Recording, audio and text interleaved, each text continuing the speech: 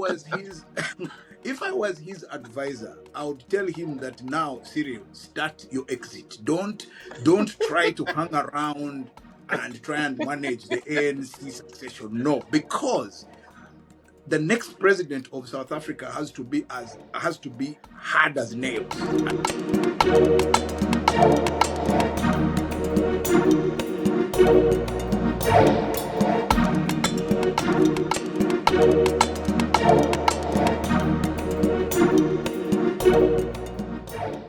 Of the Bad Natives podcast. With me in Nairobi, Charles Onyango Obo.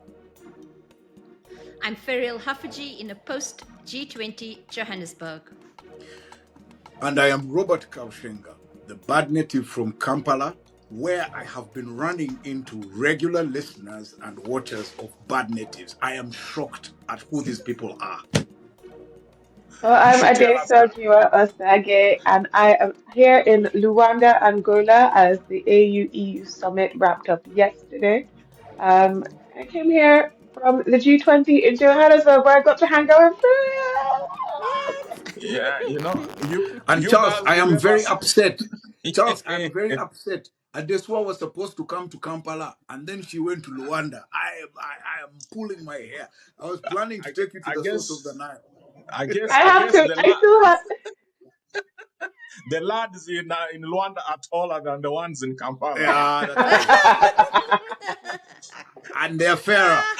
Skin complexion. Oh no! I'm in Uganda, and when I went to South Africa, people kept confusing me for a South African and would speak to me in Xhosa or Zulu. And now I'm now in Angola, and they still think I'm South African in Angola. I've just never had to happen before. It's so fascinating. Speak to them in Yoruba. Before we do, please just like this video and follow the show. We appreciate your support and love, and Friral and so you gave us a lot of FOMO. You're having a very good time in Johannesburg with the G20. Just give us a flavor of what happened on the ground. How was it? So Charles, it was lovely, firstly, to hang out with Adesu and see the G20 through her eyes and see South Africa through her eyes, a real treat for me. But there's just one thing I wanted to note for you, because I think it fits our themes, is I watched all the European journalists there and journalists from the West, and they kept being briefed to tell the story that this was the end of the G20, that it didn't matter without Donald Trump there. In the end, though, I think the story is a very different one, in that other than for Argentina, most invited leaders came or sent very high-ranking officials. And I was particularly excited by the AU Commission chairperson being the second most senior figure there. He took the place of what would have been Donald Trump's seat.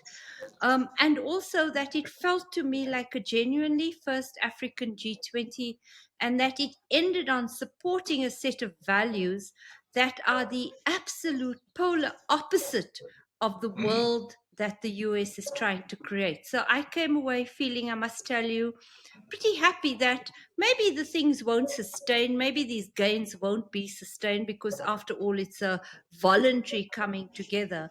But it did show to me that maybe, just maybe, we're entering a peak Trump world. Wow. Definitely. Adesoa, you are reading?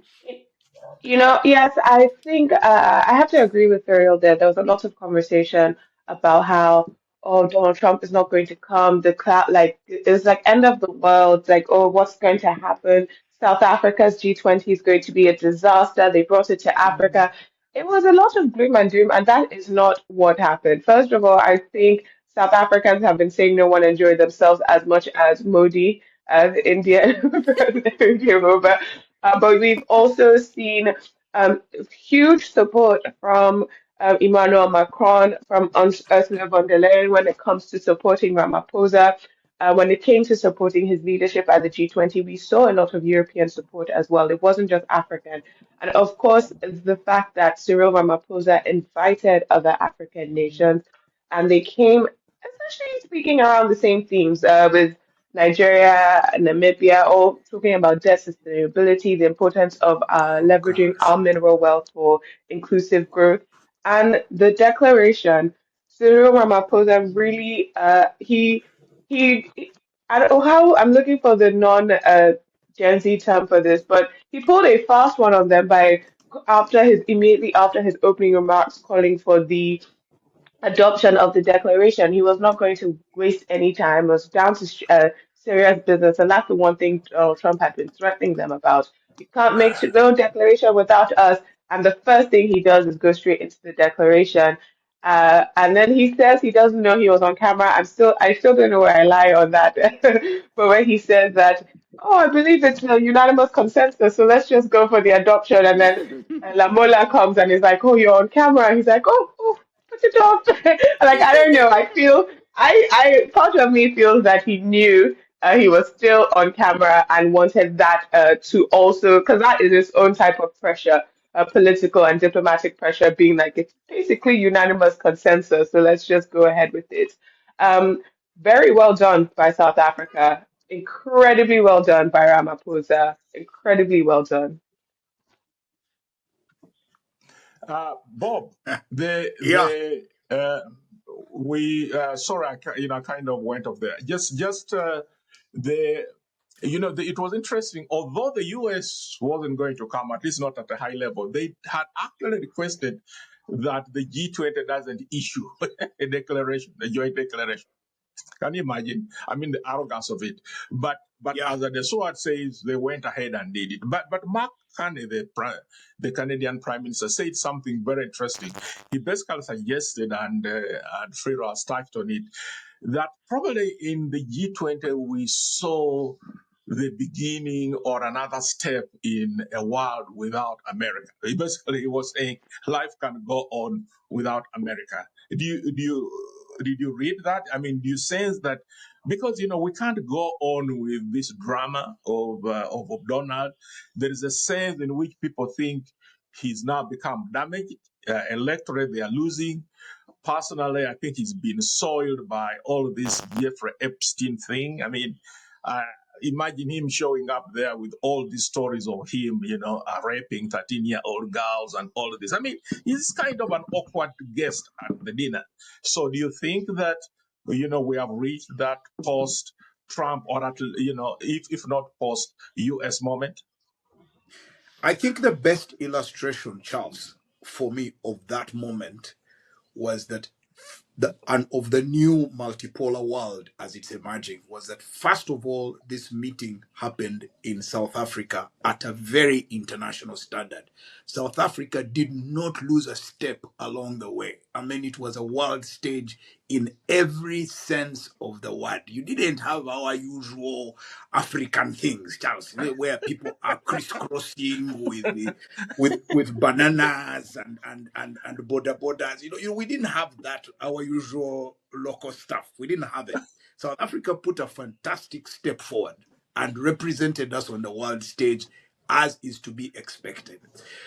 Number two, and I think for me, Charles, this was the most important expression of this new multipolar world. It is the leaders from different parts of the world who turned up and with full confidence of expressing themselves. So you've got the Emir of Qatar turning up himself in person from the Middle East. You've got the president of Turkey. These are not small players, okay, from their regions. You've got Mark Carney, who is emerging as the new leader of the West, and he is very very articulate and confident about the issues in the way Trump is not, and he looks like he's the guy in the West who is willing to stand up to. And then you had from Europe, van der Leyen, Macron, and the British Prime Minister. A representation at that level. Then from Asia, you had and then of course, Saudi was represented. Then the Emirates were also represented. So, and then from Asia, Koreans were there. I think it was the foreign minister. What's his name? The Indian Prime Minister Modi. These were the Modi. stars. Yes. So, in a sense, they were affirming the need to move forward with the world, with or without America. If these people had stayed away, then the message would have been sent that they fear Trump. I think a lot of these guys, by turning up, sent Trump a message that, you know what, the world will go on, whether you guys want to come or not. You And I know, think Bob. Charles, sorry, go on, Adesua, sorry, go on. No, oh, sorry. I just wanted to come in after you finish your thoughts there because I think someone who you didn't mention but has been on my mind a lot, but also what we're talking about before, is Brazil. It's Brazil, it's Lula. Yes, yes, yes, yes. You know, it's so key because of he's making very interesting inroads with Nigeria, with IBSA, and South Africa, India, and Brazil's relationship. Also, they were doing some things, important things on the sideline there. When we talk about the multipolar world, I think Brazil is going to turn up being a key player. And they're also a key, Trump really does not like Lula because he loves Bolsonaro, who's, I don't know, currently hallucinating and trying to remove his, his ankle monitor or something. But you're right. You're right in that they're not just, I think beyond just saying that we are not afraid of Trump, I think energy I got from the Europeans is that they are irritated at him. They actually are kind of they actively do not like it. They're frustrated by him. Because they ran over to Luanda and had an emergency summit here. So it's Yeah, shaping up interestingly. but to Can stay I with also that, add, Charles? Charles, Bob, I just just a wanted to second. yeah. Yeah. Yeah, you know what. I wanted us to move to the question, which is actually related, because if you saw the joint declaration as opposed to the presidential statement, which I think the Americans had wanted, uh, one of the striking thing about this is that Ramaphosa or South Africa got through most of its priorities on the question of debt relief, on the question of private, prioritizing climate finance, on the question of narrowing inequality. And I think, Bob, one of you just said that those are the things which probably a summit which was attended by the US wouldn't have made it. So do you see, Pharaoh, that we had a shifting on the ground? And Bob, you can come into this too later. So Charles, Al Jazeera is saying not that.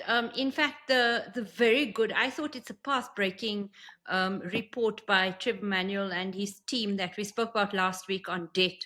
That it didn't make a lot of progress in the 2 days, but I do think it's been seeded at a multilateral level, which for me is really interesting. Now we watch what the IMF's going to say. We watch whether this borrowers club is going to be started, because that's a game changer. But what I wanted to also draw your attention to was a speech at the opening by Alexander Stubb, who is the president of Finland. And he said, rather than a changing multipolar world order, what you saw was a group who supports multilateralism. And he made the very interesting distinction that multipolar is a world without global rules. But what he felt he was seeing was a grouping of countries who very much support global trading rules in the WTO. They support the UN, they support the ICC, they support institutions of global governance. And for me, it was a pertinent distinction, which I'm certainly going to go and read more about. Mm-hmm. Bob, I'd love to read that too. what are some of the pet issues, Bob, around Africa that you probably think should have been picked up, and when or where, depending on your reading? No, for me, I am just happy that certain African leaders were in the room. And for me, there were basically two. Number one, Abiy Ahmed of Ethiopia, because he represents a populous country that is consequential on the continent. Number two, Ndaitwa of Namibia, No, that woman is is a force, and I think uh, she those two articulated what Africa should be about.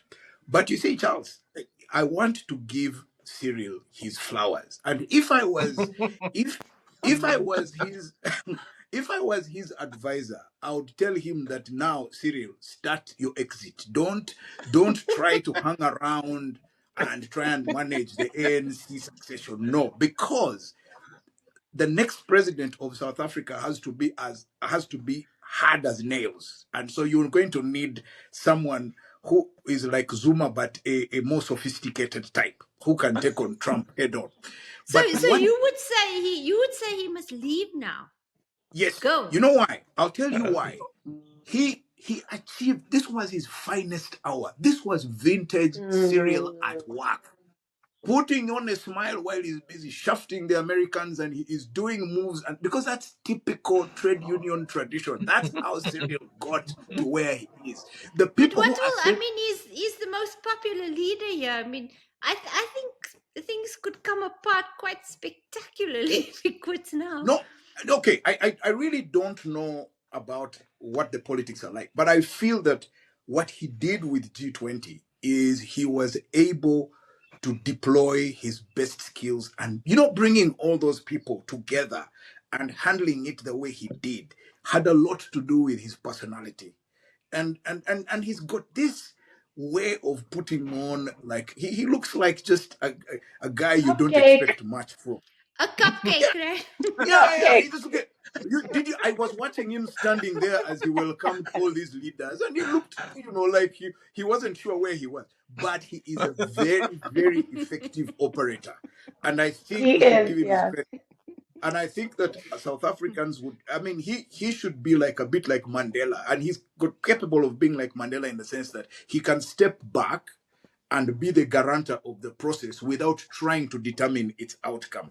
But I feel that Mm. having done what he did, the next guy who is going to be South Africa's leader has to be tough as nails, because South Africa has positioned itself in the world as the spokesperson, and America is going to want to fight back. So you're going to need a guy who can really You take on know, the American.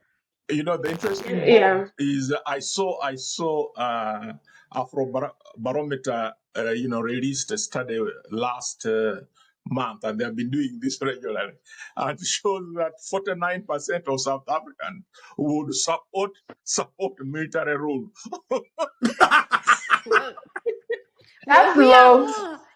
we But are horrified by that. you're horrified. That is But a low percentage. I'm sure it's higher in Nigeria. I'm sure it but is way higher in Nigeria. talking of Nigeria, Adesuwa, President Bola Tinubu wasn't there, and he wasn't there. Why? Because we have the return of those Chibok girl style abductions have come back, and there is a sense that Nigeria is falling apart again. It is in a crisis. If you look at the attacks by the bandits, there is this Al Qaeda group. It made its first attack in Nigeria. In addition to the Boko Haram, you have the Hadas, and I think it was you who shared. I think a post in which someone said that the Nigerian military is shambolic. It is certainly Tinubu isn't having the Ramaphosa moment. No. What is the problem? What is the problem? Okay, I'm going to try and make this as short as possible because there are so many problems. Mm. Now, the person who said that it was shambolic was actually, it should have been a member of the House of Representatives because yesterday they had an emergency session, a plenary that was all about national security. And basically, the chorus was that Nigeria has failed. The deputy speaker stood up and said, we cannot be negotiating with the people who are abducting our children. The minority leader of the House of Representatives said that the Nigerian security is using a fire brigade approach, running from one place to another. Even the Speaker of the House of Representatives also called out some failures, but not really because he's very close to the president. but he just said there was no Christian genocide in Nigeria, that our problems are many. Our problems are many. We have an alphabet soup of terrorist groups. We have Boko Haram, which everyone knows because of the Chibok incident. But I think what a lot of people didn't realize is that when Shekarau, who was the leader of Boko Haram, when he was killed, it was by ISWAP. That's the ISIS West Africa Province, another terror group which has battles with Boko Haram. When another terror group killed the leader of Boko Haram, a lot of his lieutenants splintered off and founded their own terror groups. One of that is now Mahmuda. That's what you have in the Kainji National Forest in Kwara State. That's where you had the attacks in the church that were live streamed. But beyond that, we also have groups called Lakurawa. We have some JNIM saying that they had reached Nigeria through Kwara. That, of course, JNIM coming from Burkina Faso and Niger. We have light weaponry and heavy weaponry coming down from Libya after the fall of Libya, as the arms and smuggling routes they used to take people to Europe, they now use to bring weapons to Nigeria. So as you can tell, I have not even touched on banditry or herder farmer crisis, and Mhm. there's already a lot of problems. What we have created in Nigeria, I've said it before on this show, is a kidnapping industrial complex. We have made it profitable to be terrorists in Nigeria. The lead story this morning on a lot of newspapers is that the 24 girls kidnapped from the school in Kebbi have been returned. That's wonderful, that's beautiful. But if you've noticed something important, no terrorists have been killed. No one has been caught. They say rescued, they say released, or they say escaped. But what truly those are all euphemisms for the Nigerian government or governor or security apparatus has paid someone a ransom. By the time the girls reached Kebbi State, they had already been three more breaking stories of kidnappings. There have been 13 girls kidnapped in Borno. In the same Kwara, there's a new kidnapping, and I just saw another alert, and I'm not entirely sure what it is or where it is, but it's another mass kidnapping. They are going to be they have made it profitable for these kidnappings to continue. Trump put the spotlight, which excited the terrorists, and they all shifted into next gear. And so now I don't know how Tinubu plans to survive this, but I can tell you that Tinubu's posturing is absolutely abhorrent and stupid, and somebody needs to knock sense into all their heads. Because President Tinubu said he was not coming to G20 because of the security situation. But you know what he did yesterday? He he appointed his renewed Hope ambassador in Hope Uzodinma, governor of Imo State. Now, if you know anything about renewed Hope, that is his political machinery for 2027. He has not appointed ambassadors for the country of Nigeria. He is appointing an ambassador for his own re-election initiative in the middle of this security crisis. That is So, my so summary. Fredo, you usually take a big picture look at these things in Africa. We have this thing where a lot of our big states are in crisis. I think most dramatically, Nigeria, of course, Libya went. Ethiopia has now stabilized a little bit. We had these things in Mozambique, and all these things. What does it detract? How much does this distract from creating a narrative of an Africa which is stable, which is moving forward, and just, I mean, for Tinubu not to be able to come to the G20 because he's dealing with this kind of thing, it wasn't a good look. Mm. Yeah, quite right, Charles. I mean, there was a time when South Africa and Nigeria were really, the competition was quite something. The which one of us is the bigger economy, who's the leader of the continent, and I think that's really really good for our continent if you have strong big states, because it does have a rising tide effect. In fact, we've spent most of the year speaking about how it's the small states, Namibia, Botswana, are the small countries that are doing really well. But for the good of our continent, for these trade routes, which I know I've spent much of our year hammering on about, we need to have the big states functional in order to build the infrastructure that really connects and establishes successfully these trade routes. And so for me, it's been one, a learning curve to be with Adesua and to see what's happening in Nigeria.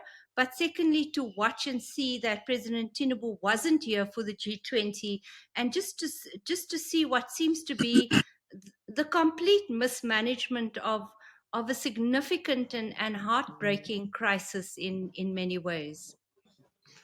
Bob, Yeah. the East Africans have a fairly good, if bloody record dealing with these kind of things. Yes. So, Yes. do you sometimes feel that maybe I was talking to Freero before we started. There's a criticism that Malema made about the rest of Africa didn't really stand with South Africa when it was battling the ICJ and against Trump. But do you get the sense that Nigeria could profit from a little bit more solidarity and support from other African countries, because they are countries which have experience dealing, in counterterrorism and producing very good results? Or you think that that is probably stretching it too far, that they are too proud to take that? No, first of all, that Malema's comment, that's the problem of being born late. He should understand Africa paid a very heavy price for standing with South Africa during apartheid. So he should shut up. He should go and read his history. The price, yeah. What is ICJ? ICJ is nothing. That was a small moment. That's not. I mean, the price that Africa paid for standing against the apartheid regime was very heavy. But, and on that note, Charles, the East Africa has a lesson for the rest of the continent. One, how do you manage counterterrorism? How do you develop a counterterrorism strategy? But most importantly, how does the politics relate with the security architecture? In East Africa, you can do all you want. You can go and dance the whole night. You can go and do your business. You can do what you want. But you don't play with the security establishment. It's the one thing that all the East African presidents understand very well. For you to participate in the politics of Eastern Africa, the first lesson you must understand is that the priority is on stability. Stability is guaranteed by the investment that the country makes in its security apparatus, whether it's intelligence or the military or the police. In fact, for me, one of the worries I have about Uganda is that there has been a progressive underinvestment in the police. Because if you don't invest in those uh, units, you create an opportunity for people to destabilize you. Now, Somalia is an example of a deliberate action to rebuild the state around equipping the ability of Somalia to deal with armed violence. Sudan is an example of how corruption can undermine a security establishment and make it impossible for it to deal with these threats. So, what I would say to our Nigerian friends is, yes, it's one thing to express solidarity, but it's most important for Nigeria to read the history of regions that have suffered from instability. And right next door to them, uh, look at Sudan, see what has happened. Look at Libya, see what has happened. Look at and so you have lessons from countries that are big and populous, like Egypt. Egypt does not fool around with its security architecture. They don't. Come to Eastern Africa. I think only, apart from these mistakes that Samia seems to be making in Tanzania, Tanzania has always prided itself in having a very solid military doctrine, security doctrine, established on the basis of nationalism and stability.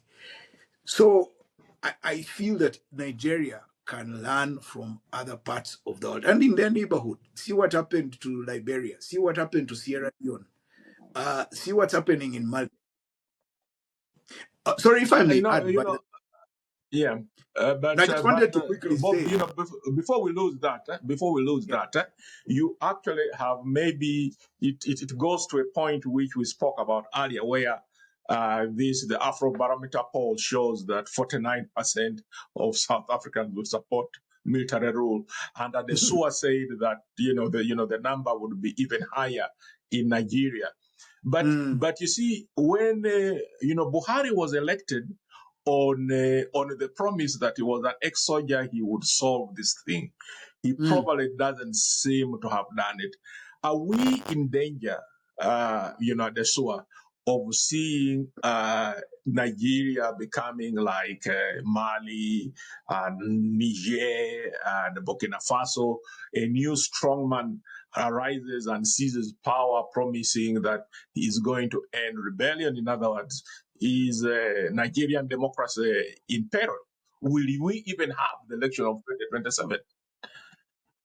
Not particularly encouraging, and but by the way, and the SUA, both you and Pharaoh was there. Did they, from the reporting and the statements from the G20, I didn't see anything on these kind of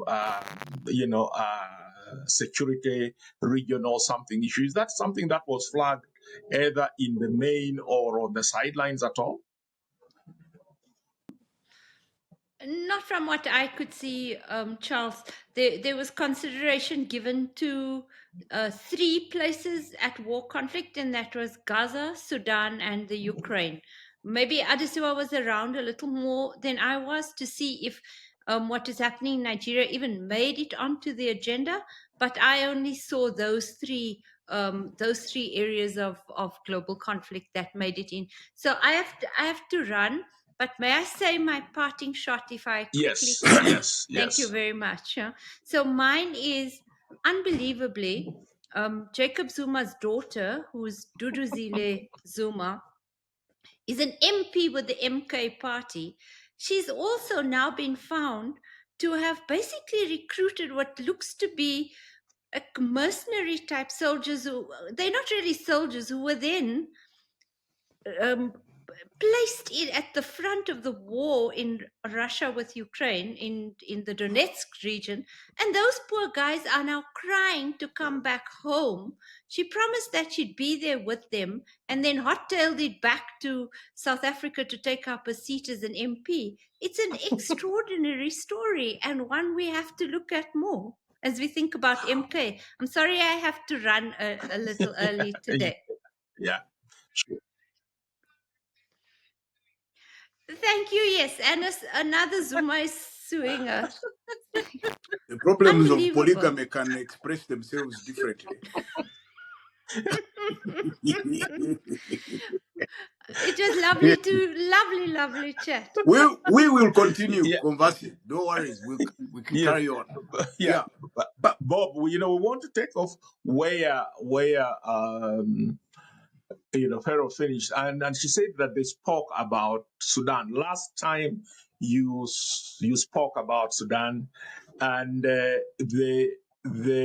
one of the things we have seen, for example, when Trump met with the Saudi Crown Prince MBS, they were pushing this line that the US should bring pressure to bear on the UAE, which is the main backer of the the rapid support forces militia, and that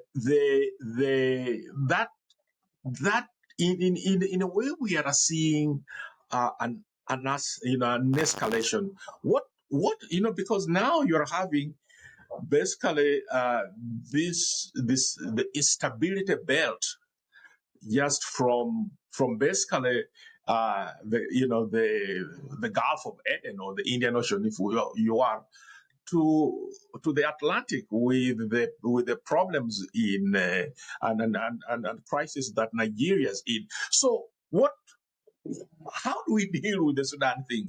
I mean, Jesus Christ! I mean, just it's been over 2 years of war. What possibly can be done to? It's a horrid situation, isn't it?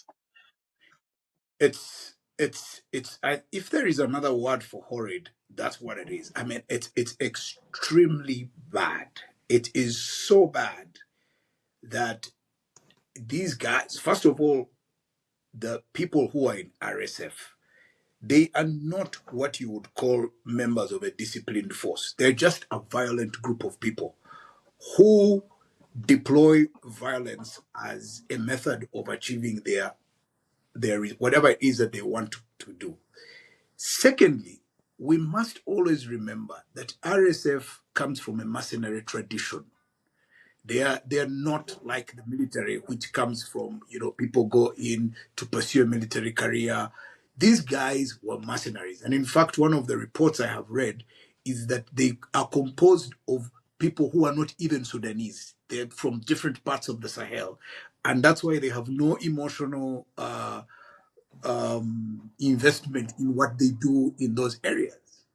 Now, if you are a mercenary force and that's the basis of your existence, it's very difficult for you to change. I mean, we've seen mercenary forces before in the 60s and 70s in Africa. They were just soldiers of fortune. So that's what RSF is. The tragic element of that, Charles, for me, is that there are African governments who, in trying to curry favor with the United Arab Emirates, have been supportive and facilitating the ability of RSF to fight. And those countries are known, and some of them are led by supposedly very enlightened people. But they've been very short sighted in the sense that they have been only looking at what they think are their national interests in supporting RSF. The worst example being the attempt by Kenya to facilitate RSF to set up an alternative government. Now, you have, and we all read that report of how the Sudanese military was able to turn the tide. It's because they finally persuaded Saudi Arabia that this route was not a good one. And so Saudi Arabia is now firmly in their corner.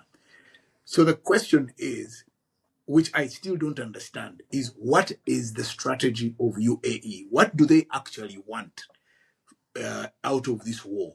Are they Yeah. looking for gold? It doesn't seem to be clear. At least for the Africans who are working for them, they are looking for money so that it can be invested in their countries. But what does UAE hope to achieve by doing what it is doing? I think it is a military misadventure, and it is going to end extremely badly. I think Sudan will disintegrate into a very, very bloody phase, almost like one that we saw in Syria, until, or what we're witnessing in Libya, until the Egyptians and the Saudis literally step in and facilitate a much more established and organized force to restore order. I don't see how, because, yeah, go on, sorry, this one. Indeed. Now, Bob Yeah. Adesua, say something good for your parting shots. Something uplifting. And that's where you start. Mhm.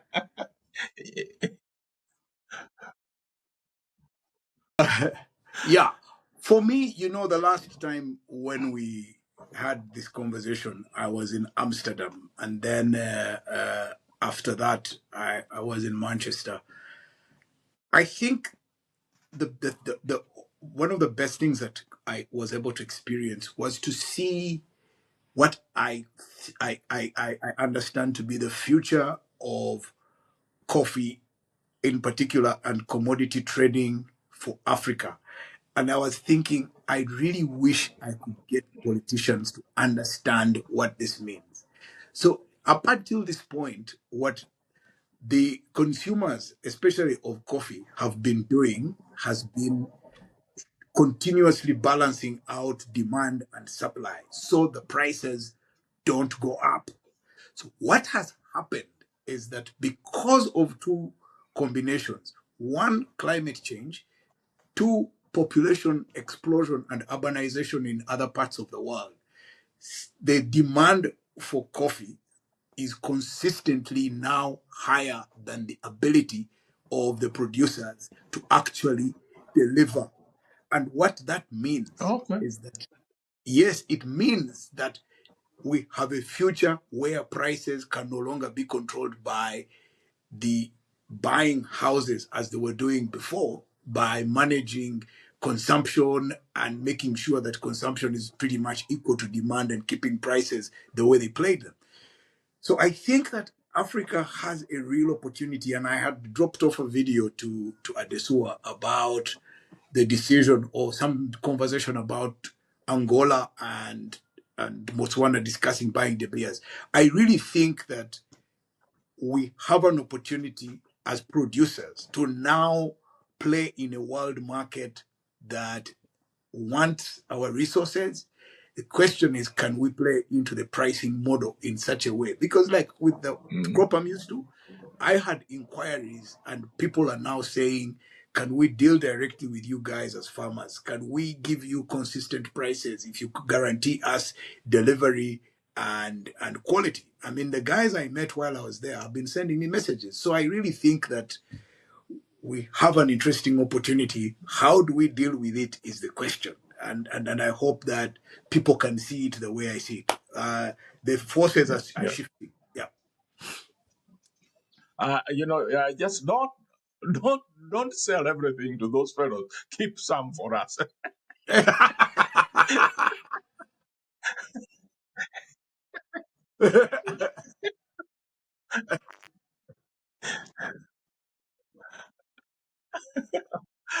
All right. So my initial parting shot, which I wanted something out of Uganda. There was you saw this in the Daily Monitor at least.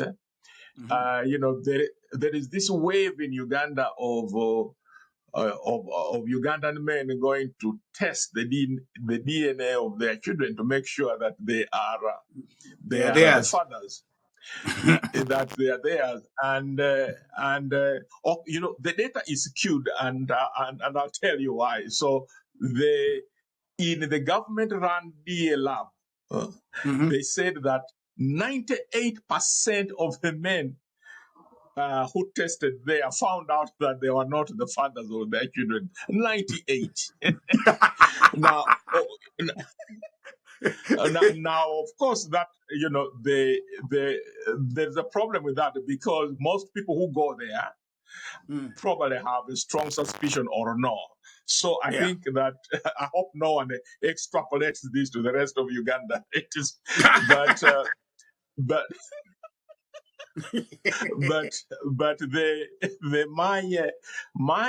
there is a very today Namibia is having local government elections.